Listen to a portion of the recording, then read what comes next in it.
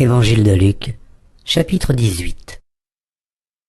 Jésus leur adressa une parabole pour montrer qu'il faut toujours prier et ne point se relâcher.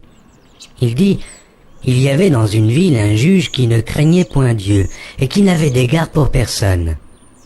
Il y avait aussi dans cette ville une veuve qui venait lui dire « Fais-moi justice de ma partie adverse ». Pendant longtemps il refusa, mais ensuite il dit en lui-même « Quoique je ne craigne point Dieu et que je n'ai d'égard pour personne, néanmoins, parce que cette veuve m'importune, je lui ferai justice, afin qu'elle ne vienne pas sans cesse me rompre la tête. » Le Seigneur ajouta « Entendez ce que dit le juge inique. Et Dieu ne fera-t-il pas justice à ses élus, qui crient à lui jour et nuit, et tardera-t-il à leur égard? Je vous le dis, il leur fera promptement justice, mais quand le Fils de l'homme viendra, trouvera-t-il la foi sur la terre? » Il dit encore cette parabole.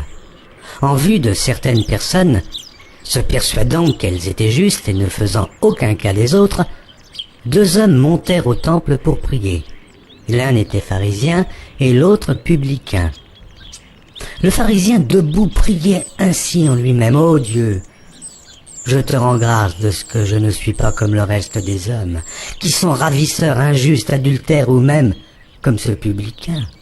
Je jeûne 2 fois la semaine et je donne la dîme de tous mes revenus. » Le publicain, se tenant à distance, n'osait même pas lever les yeux au ciel, mais il se frappait la poitrine en disant « Ô Dieu, sois apaisé envers moi qui suis un pécheur. » Je vous le dis, celui-ci descendit dans sa maison justifié plutôt que l'autre, car quiconque s'élève sera abaissé, et celui qui s'abaisse sera élevé. On lui amena aussi les petits-enfants, afin qu'il les touchât, mais les disciples, voyant cela, reprenaient ceux qui les amenaient. Et Jésus les appela et dit, « Laissez venir à moi les petits-enfants, et ne les en empêchez pas, car le royaume de Dieu est pour ceux qui leur ressemblent.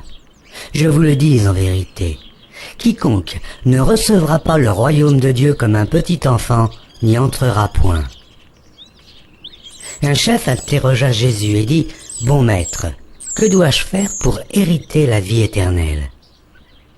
Jésus lui répondit, « Pourquoi m'appelles-tu bon? Il n'y a de bon que Dieu seul. Tu connais les commandements. Tu ne commettras point d'adultère. Tu ne tueras point. Tu ne déroberas point. Tu ne diras point de faux témoignages. Et honore ton père et ta mère. J'ai, dit-il, observé toutes ces choses dès ma jeunesse. » Jésus, ayant entendu cela, lui dit, « Il te manque encore une chose. Vends tout ce que tu as, distribue-le aux pauvres, et tu auras un trésor dans les cieux. Puis, viens et suis-moi. » Lorsqu'il entendit ces paroles, il devint tout triste, car il était très riche. Jésus, voyant qu'il était devenu tout triste, dit qu'il est difficile à ceux qui ont des richesses d'entrer dans le royaume de Dieu. Car il est plus facile à un chameau de passer par le trou d'une aiguille qu'à un riche d'entrer dans le royaume de Dieu. Ceux qui l'écoutaient dirent, « Et qui peut être sauvé ?» Jésus répondit, « Ce qui est impossible aux hommes est possible à Dieu. » Pierre dit alors, « Voici, nous avons tout quitté, nous t'avons suivi. » Et Jésus leur dit, « Je vous le dis en vérité, il n'est personne qui, ayant quitté à cause du royaume de Dieu sa maison, ou sa femme, ou ses frères, ou ses parents, ou ses enfants, ne reçoive beaucoup plus dans ce siècle-ci, et dans le siècle à venir, la vie éternelle. » Jésus prit les 12 auprès de lui et leur dit, « Voici, nous montons à Jérusalem, et tout ce qui a été écrit par les prophètes au sujet du Fils de l'homme s'accomplira. Car il sera livré aux païens, on se moquera de lui, on l'outragera, on crachera sur lui, et, après l'avoir battu de verge, on le fera mourir. Et le 3e jour, il ressuscitera. Mais ils ne comprirent rien à cela. C'était pour eux un langage caché, des paroles dont ils ne saisissaient pas le sens. Comme Jésus approchait de Jéricho, un aveugle était assis au bord du chemin et mendiait.